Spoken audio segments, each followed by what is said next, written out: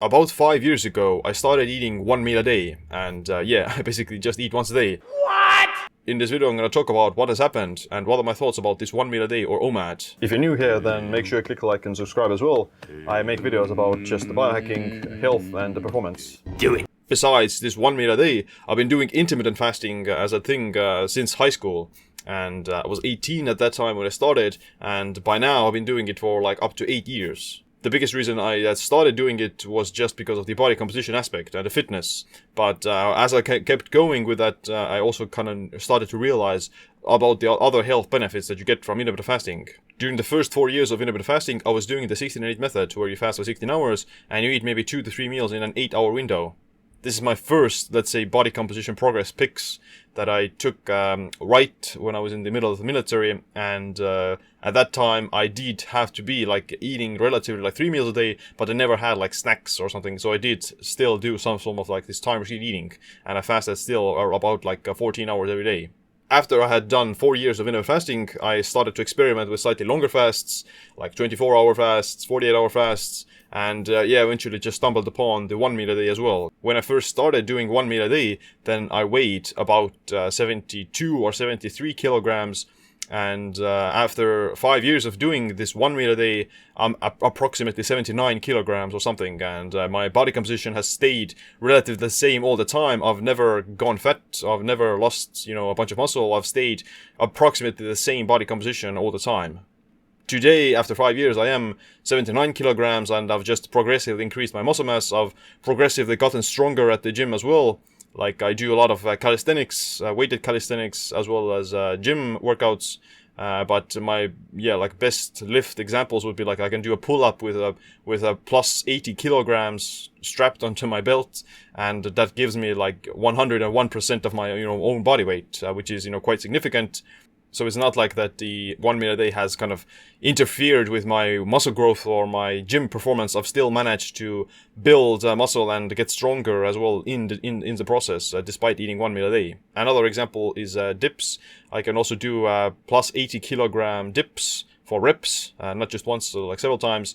And it's just another example that you can still keep getting stronger. Wait a minute. However, just 1 meal a day itself, if you just eat once a day within like 1 hour period, that is definitely not going to be the most optimal thing for muscle growth. And that's what I've also, let's say, overcome. Like I've improved upon the regular 1 meal a day by doing this, what I call targeted intermittent fasting. And basically what it means is that I still eat once a day, but during the daytime when I'm working out, I have like a protein shake basically, and that protein shake gives me like an additional intake of protein, and that's going to help me to preserve muscle mass. It's going to help me to build muscle and make progress at the gym as well. So if I were to be only doing 1 meal a day without the protein shake, then I wouldn't probably be as strong and as big as I am, but having the protein shake helps me to overcome this limitation, because like 1 meal a day is still a very short time period where you could eat your protein, whereas the targeted intermittent fasting that I created, or call it like that, overcomes this limitation. This is what I talk about in my book, Metabolic Autophagy, as well, and the purpose of the book is to kind of help you to improve your body composition and fitness, as well as longevity, with some time-restricted eating and resistance training. So it kind of blends together both the longevity and anti-aging side with the bodybuilding, so you can basically make gains and improve your longevity as a process. Awesome, I love protein. What I've also noticed is that it's not like I don't feel like I'm suffering if I'm trying to lose body weight or lose body fat, because, like I said, 1 meal a day, like during the fasting period, when you're fasting during daytime, you don't really get that hungry because your body gets so fat adapted. You go into deep ketosis.